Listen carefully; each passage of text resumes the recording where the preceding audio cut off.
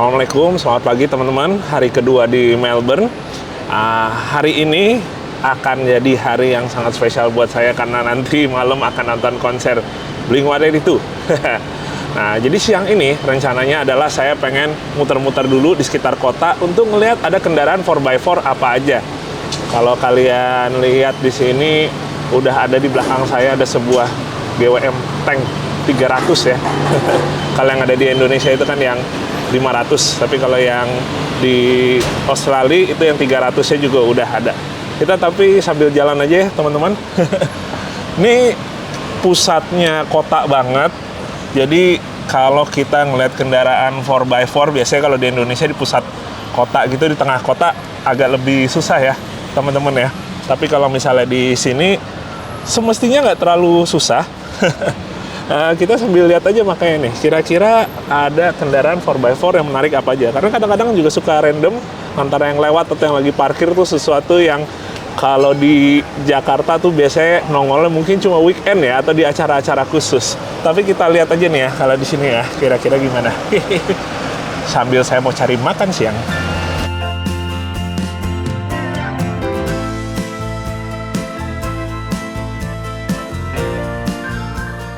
Oh, ini ada kondisi yang unik teman-teman. Jadi ini mereka yang dari arah sana belok ke kanannya macet. Jadi mereka semua berjejer di sini ya. Nggak ngebuntut di belakang tank 300 ini. Supaya tramnya tetap bisa lewat. Jadi nggak nyendat arus dari arah lain. Kondisinya unik aja ngeliatnya ya. Jejer 3 gini. Kayak lagi mau parkir.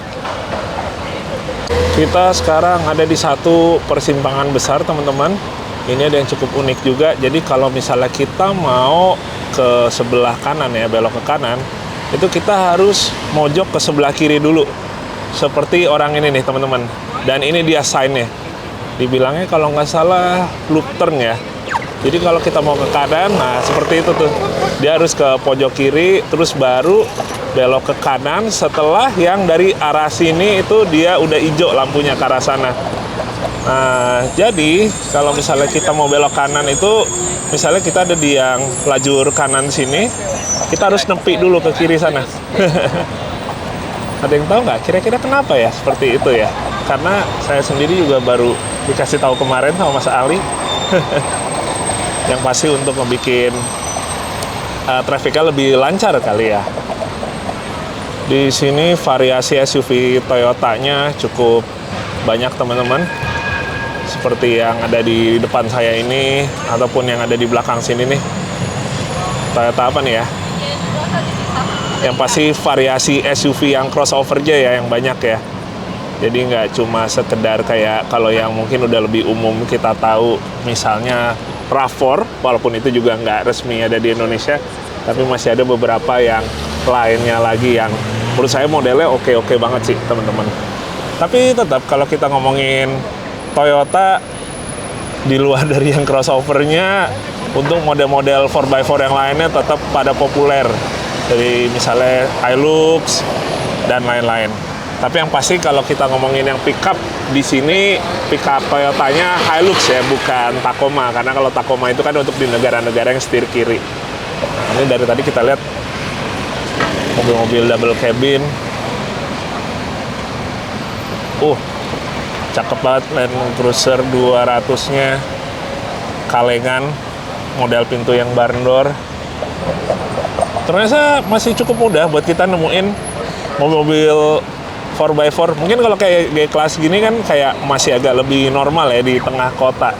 Tapi kalau mobil-mobil lain yang lebih 4x4-nya untuk kerja ternyata juga tetap banyak. Walaupun mungkin ini saya baru jalan sekitaran 15 menitan.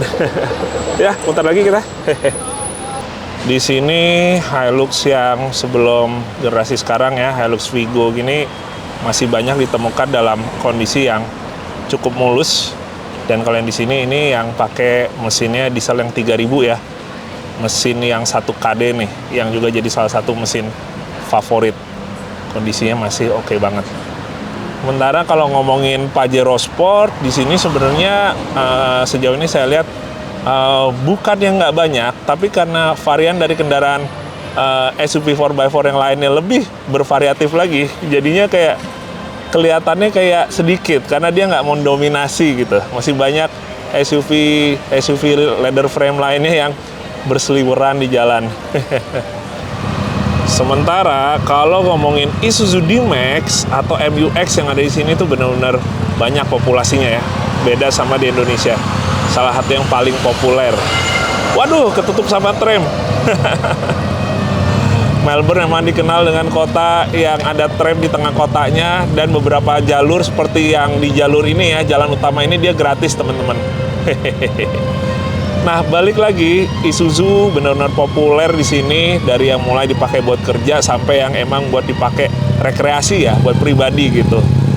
Seperti yang ada di depan sini, ini sepertinya emang lebih untuk niaga, untuk kerja.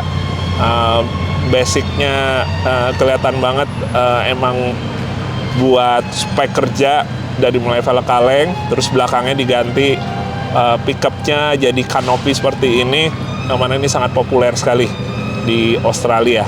Ada yang full kanopi gini, ada yang full, ada juga yang setengah. Jadi kalau misalnya yang setengah, dia belakangnya sisanya terbuka. Waduh, tutup lagi. Lanjut. Nah, ini depan saya ada double cab yang belakangnya udah dirubah pakai tray seperti ini nih. Ini tray yang basic gini tanpa kanopi. Kalau kanopi kan ketutup gitu. Dia atasnya cuma dikasih kerangkeng buat barang-barang aja nih. Ini ngomong-ngomong teman-teman, di sini Colorado itu keluar dengan merek Holden. Jadi sebenarnya sama sih kayak Chevrolet Colorado. Ini yang generasi kedua ya. Cuma kalau di sini keluarnya dengan nama Holden. Cuma sayang sekali, emang karena Holdennya juga udah nggak ada, udah bubaran. Jadinya kalau nggak salah ini terakhir cuma nyampe 2020, terus udah selesai. Kemudian teman-teman, ini di depan sebuah Ford Ranger Wildtrak, ada sebuah Nissan Navara. Navara kalau di sini masih cukup banyak, hitungannya bahkan sampai generasi yang kebaru, dan tetap dipakai buat kerja. Ini seperti misalnya di depan sini, ini basic banget, bahkan sampai ukuran bannya ya, ukuran yang lebih biasa dipakai kalau di Indonesia untuk yang ukuran single cab ya teman-teman ya, dengan velg kaleng basic gini. Nah, kalau ngomongin Navara, banyak yang bilang kurang cocok dipakai kerja karena belakangnya per keong. Sebenarnya benar juga, tapi kalau pekerjaan yang nggak yang terlalu berat juga sebenarnya juga nggak masalah ya. Cuma emang balik lagi, bukan faktor itu aja, di Indonesia nggak banyak yang pakai. Selain orang ngelihatnya juga untuk harga parts-nya, lalu juga mungkin tingkat kerewelannya yang dirasa emang kalau di Indonesia itu kurang apa ya, kurang banyak juga yang bisa ngebenerinnya dibandingkan sama yang lebih merakyat seperti misalnya Hilux atau Triton. Jadi ya itu dia, akhirnya nggak banyak yang pakai di Indonesia, apalagi untuk pekerjaan. Tapi di sini ternyata masih cukup banyak. Jadi pada intinya sih emang beragam sih ya teman-teman.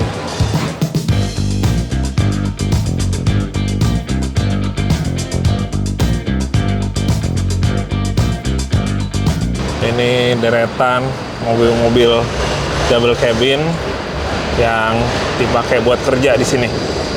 Ada Navara atau Frontier, D-Max yang generasi kedua, dan ada banyak lagi belakang. Nah, ngomong-ngomong, kalau di Australia sebenarnya mobil-mobil pickup double cabin gini atau misalnya single cabin itu dibilangnya UT ya, UT atau Ute ya, bacanya antara itu. Dan itu sangat dari dulu tuh sangat populer sekali di Australia. Bahkan kalau kita ketahui agak mundur ke belakang sedikit, mereka pun normal untuk menggunakan basic sedan untuk dijadikan sebuah kendaraan pickup. Itu yang akhirnya bikin terkenal dengan keluarnya Holden Ute ya, UT itu. Dan sampai sekarang, walaupun Holden udah nggak ada, tapi sebenarnya masih cukup banyak sekali yang bisa kita lihat berseliweran di Australia. Nanti ya kalau ada kita coba ambil gambarnya. Cuma yang jelas itu dia. Jadi seperti ini kita sebutnya Ute ya. Unik banget. Di sini juga sangat normal untuk kendaraan selain SUV menarik anhang ya atau trailer ya. Wah, ini Mazda BT50 Pro. Hehehe. Luger.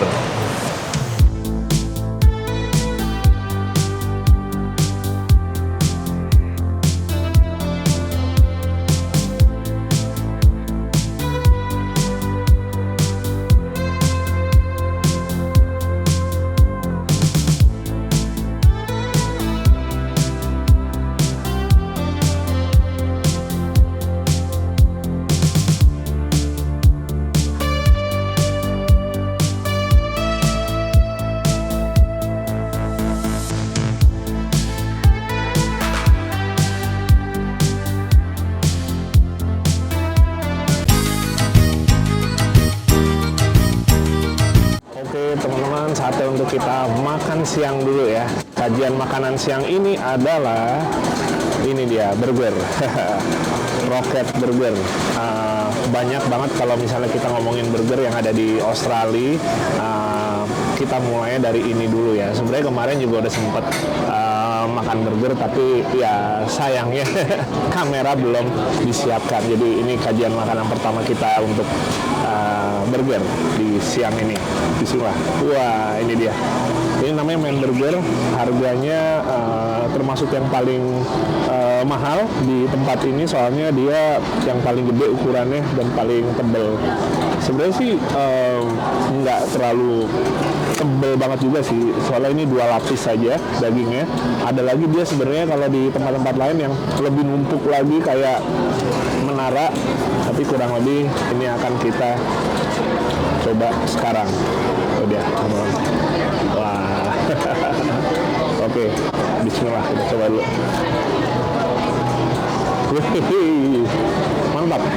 Walaupun rotinya baru kena bagian bawah, itu enak banget.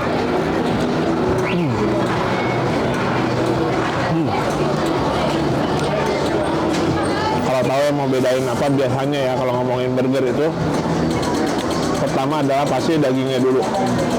Banyak daging burger yang udah dicampur sama tepung supaya bisa lebih murah juga, dengan gram yang boleh dibilang misalnya sama-sama 100 gram. Kalau misalnya 100 gram full daging kan pastinya akan mahal kan dibandingkan 100 gramnya itu campur sama tepung.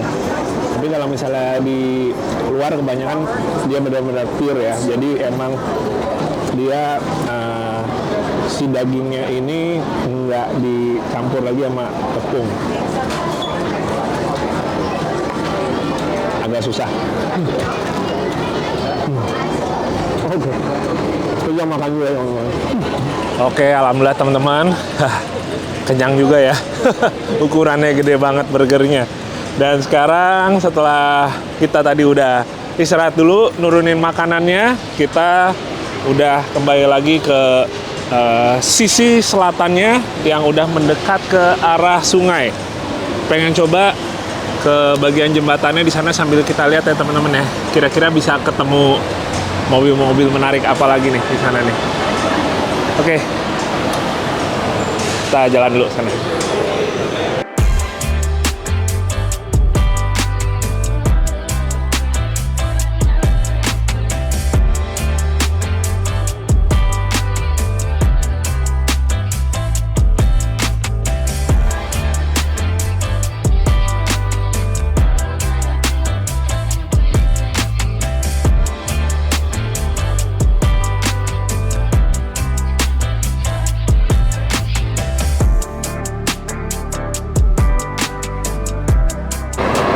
Ini dia teman-teman yang tadi saya maksud. Nah, sedan pun dijadiin sebagai kendaraan pickup. Bahkan itu belakangnya udah bukan bak biasanya ya, udah pakai tray, diganti tray. Unik banget. Ini juga kan, pakai tray juga di Max-nya. Ngomong-ngomong, ini baru sekali nih hari ini ketemu Fortuner.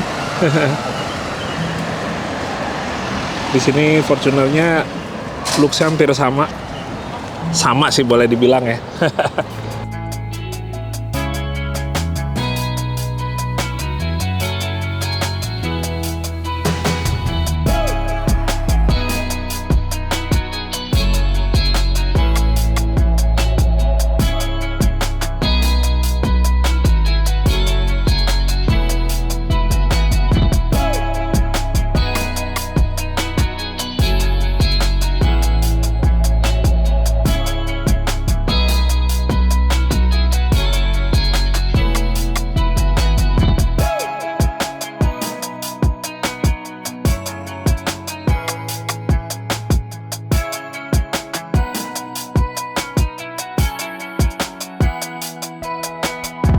Ya, sekarang teman-teman kita udah ada di sekitaran taman, udah makin ke arah selatan lagi di kota Melbourne.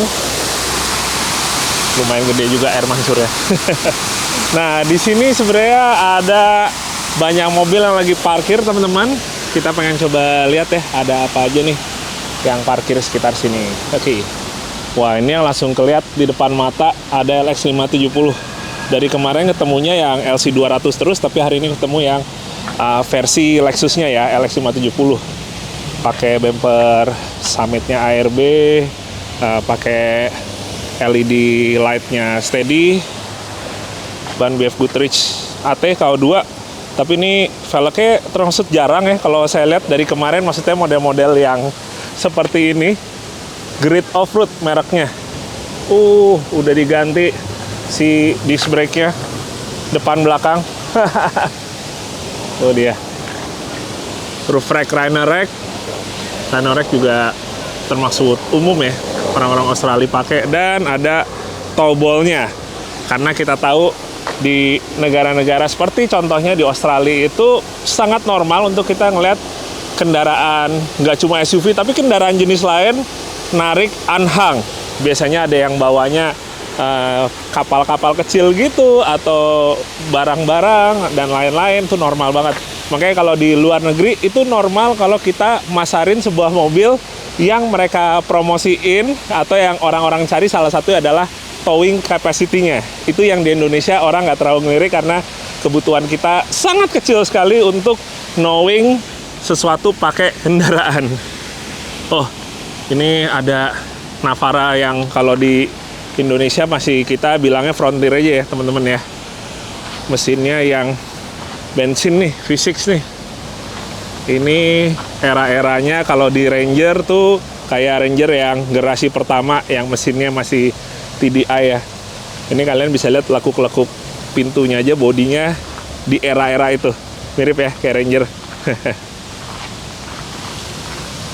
Ini dia Hilux Vigo. Kayak tadi saya bilang, masih banyak yang digunakan juga dengan kondisi yang tergolong masih oke di sini. Jadi kita nggak expect cuma ngeliat Hilux generasi baru aja ya, tapi yang generasi Vigo pun masih banyak yang pakai. Nah, ini teman-teman, bagian belakangnya diganti pakai tray kan, bak aslinya. Terus dia modelnya dikasih toolbox. Ini di sini orang bilangnya sesimpel toolbox aja ya. Nah, toolbox ini banyak juga dipakai walaupun double cabin mereka masih pakai bak bawaannya.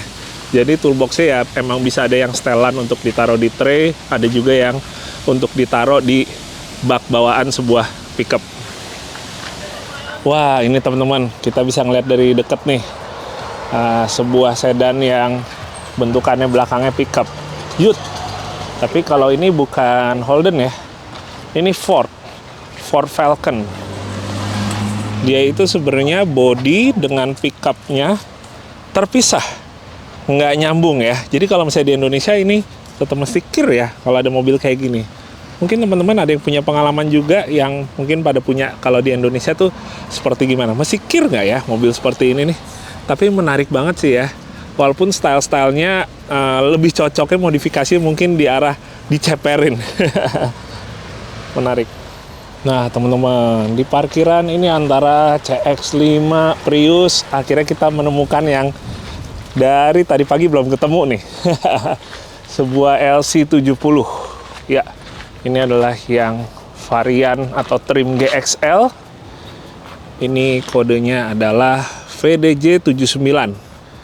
Mesinnya berarti yang diesel V8 ya. 1 VD, sementara 79 itu yang wheelbase-nya panjang dengan konfigurasi seperti ini biasanya. Nah, ini kayaknya benar-benar full standar teman-teman. Dan kalau dilihat dari kemarin sebenarnya nggak cuma hari ini aja ya, seri 70 ini sebenarnya banyak banget. Tapi yang di tengah kota, yang benar-benar di pusat kota banget, ternyata setidaknya dari kemarin tuh nggak banyak gitu yang dilihat. Jadi walaupun ini populasi banyak, tapi mungkin emang kalau di tengah kota nggak banyak orang yang berseliweran. Nggak tahu apa karena ini hari biasa, kalau weekend nggak tahu. Cuma kalau kita emang lihatnya udah ke luar kota, ke daerah suburbnya atau ke daerah-daerah yang lebih pinggiran kotanya itu baru mulai. Dari kemarin tuh banyak dilihat. Aduh sayang sekali nih, banyak yang nggak keambil gambarnya kalau dari kemarin lihat di jalan. Wah, ini ada double cabin apa nih teman-teman? Nah tuh logo kayak gitu. Ada yang tahu? Oh tapi kempes bannya ya, sayang banget. Ini kempesnya kayak baru teman-teman. Masih ada suara anginnya. Dan oh itu dia ternyata ketancap paku. Ya sayang banget. Ya semoga aman deh. Ada ban serepnya. Duh. Tetap menjadi impian saya ya. Insya Allah bisa berikutnya punya Prado 150. Ini yang non facelift ya, mukanya kayak Rush teman-teman. Dipakein bulbarnya ARB, velg bawaan, pakai ban BF Goodrich AT aja. Dan dari kemarin juga lihat banyak juga yang modelannya itu 4x4-nya full standar aja. Minimal dia ganti ban pakai BFG yang AT gini. Asik banget. Tasnya pakai roof rack dan awning Kings. Ini yang dieselnya, modelnya yang Konde, cakep. Oh ini teman-teman, ada double cabinnya keluaran VW ya, namanya VW Amarok. Ini dia adalah emang buatannya dari VW langsung. Dia ada kedua generasi, ini generasi pertama yang udah facelift. Kalau yang generasi kedua yang setelah ini itu baru dia sharing platformnya sama Ranger. Tapi kalau ini dia masih emang produksinya dari VW. Di Australia cukup populer juga teman-teman, walaupun maksudnya nggak sebanyak kayak Habitat, Ranger dan lain-lain ya, tapi dia sangat banyak juga di sini. Dan varian mesinnya itu ada yang bensin, ada yang diesel juga.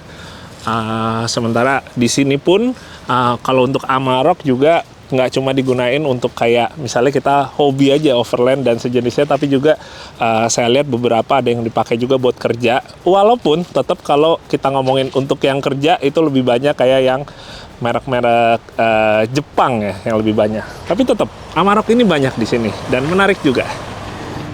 Oke teman-teman, saatnya saya untuk kembali dulu, baterainya udah mau habis. Tapi ngomong-ngomong ini lagi nyebrang. Gagal fokus ngelihat Pajero. Kalau orang Indonesia bilang yang real Pajero ya. Karena ada Pajero Sport. Nah ngomong-ngomong, Pajero ini adalah Pajero yang generasi keempat atau yang terakhir. Sayang banget kemarin kalau nggak salah tahun 2020 atau 2021 udah discontinue kan. Jadi setelah ini sayangnya udah nggak ada lagi nih teman-teman. Pajero ini kan dia punya beberapa nama di negara lain. Ada yang Montero, ada yang Shogun. Ya kadang-kadang di Indonesia suka dibilangnya Pajero Shogun gitu ya. Padahal itu nama di negara lain.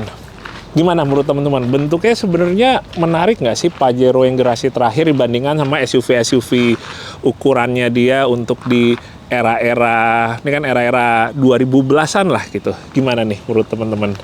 Aduh sementara masih balik dulu ke hotel. Ini udah menjelang sore dan minimal pastinya akan kita lanjutin lagi, tapi balik hotel dulu, nge-charge dulu. Baterainya udah habis semua. Oke.